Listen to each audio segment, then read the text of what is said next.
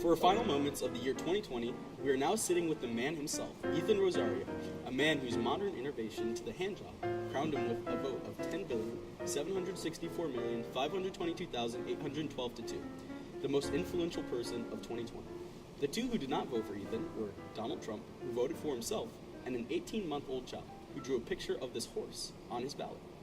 Now, Ethan, though your contributions to the world of human intimacy are well known by all, can you give us a first-hand account of how you came to create this new technique? Well, it's quite simple, actually. All these big tech companies are here releasing these handjob machines, right? And I'm sitting here thinking, something's missing. So I'm using one of these machines myself one night, and I realize it's lacking a certain humanity to it.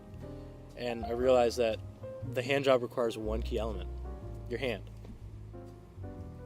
So it's there that I decide that I should throw this machine in the trash, and I just start using my hand. And I gotta say, it was the greatest handjob I'd ever received. Incredible. No longer do you need the expensive machines to pleasure yourself, nor do you need the loving grasp of another human being. With Ethan's brand new take on an age-old adage, you can now pleasure yourself anytime, anywhere. And now, we present to you a year in review.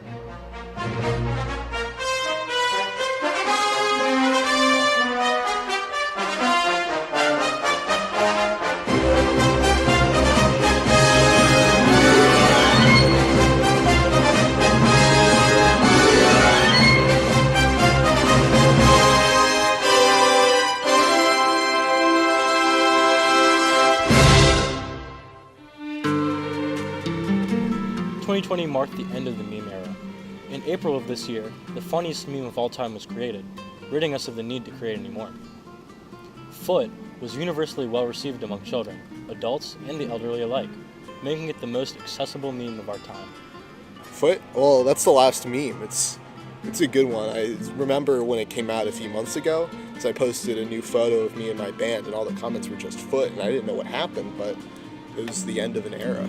I guess I'm not glad that there's no more memes, but it was a good one, and I'm glad that sort of the creative vision with memes sort of ended on a high note without dragging it out too long. Thank you. Hey, have a Foot. good day. Foot. Foot. Foot.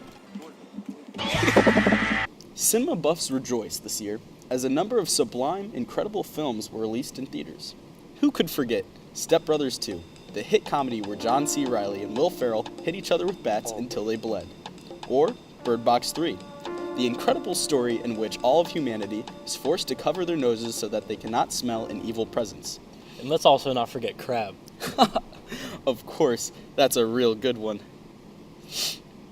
But of course, 2020's greatest film of the year goes to the breakout work from director Kevin Hart.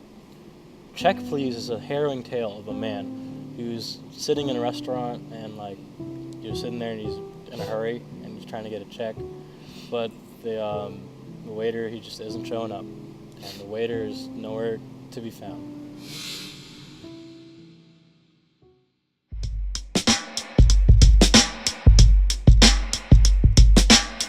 German artist Jürgen Hoff sells the most expensive painting ever for $3 billion. Bon Qui, a work that details the social injustices brought to each and every one of us throughout the 21st century, visits and ultimately resolves our deepest insecurities. This work really seems to connect with any person that has the pleasure of feasting their delicates upon Hoff's masterpiece. 2020 brought it to us some of the most influential music of our time. The dubstep resurgence showed that electronic music wasn't only about brash tones, but could instead be used as a soothing sound for childbirth. 3 top 10 dubstep EPs, Coleman's 2 Become a 3, Skrillex's The Last Squirt, and Matt's Fuck were released and revolutionized the birthing process.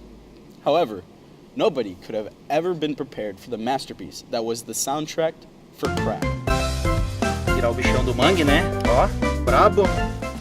Hits such as Soulful Scuttle and I Fought the Claw, but the Claw Won initiated a political shift in America to unconditionally pro-crab.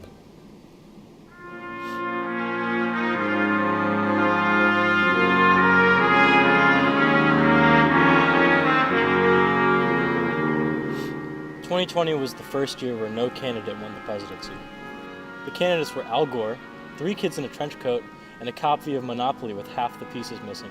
With no single leader of the free world, there was a hole in the leadership position of the United States. But most experts agree it really does not matter. Finally, we come to the good souls that we've lost this past year.